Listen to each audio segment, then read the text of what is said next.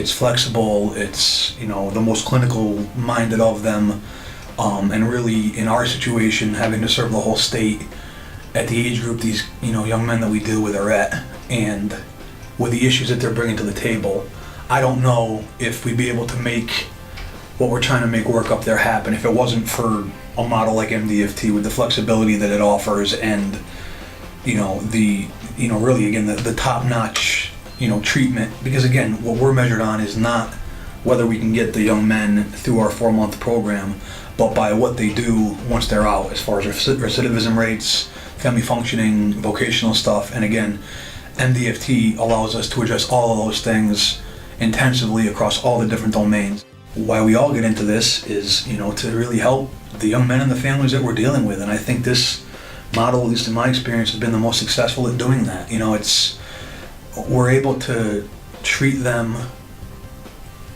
24/7 for 4 months. We're able to help them with their schooling. We're able to help them with some decision-making processes in the residential unit. And then we're able to really have them away from the stresses in their home to work on the issues they have with their parents. We can work on the parents on the issues they have with the young man. And as they progress in the program, we get them together and they're in a better spot. They're stable, they go home, and things are better than when they came in generally. And that is a real reward in my opinion. That's why we do this, to help people get better and see some gains in treatment. And MDFT makes it far easier for us to do that.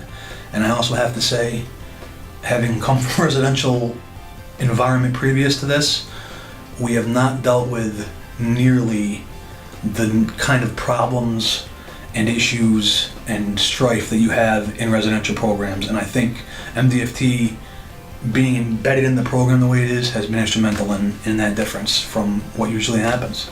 Again, I don't think we would even be in the same, you know, neighborhood as far as our outcomes and how even the day-to-day residential milieu is running if not for the presence of the MDFT program, you know. And as much as our kids, you know, and they're 16, 17 year, you know, 18-year-old young men complain about having to do therapy, they all really, you know, when the therapists go on vacation, they're all on edge, they don't know what to do, you know, they pretend they don't like it, but they all like the attention, they all like to have someone there to talk to them and, you know, really help them get their lives where they want them to be when they're done with us, which is what we're tasked with.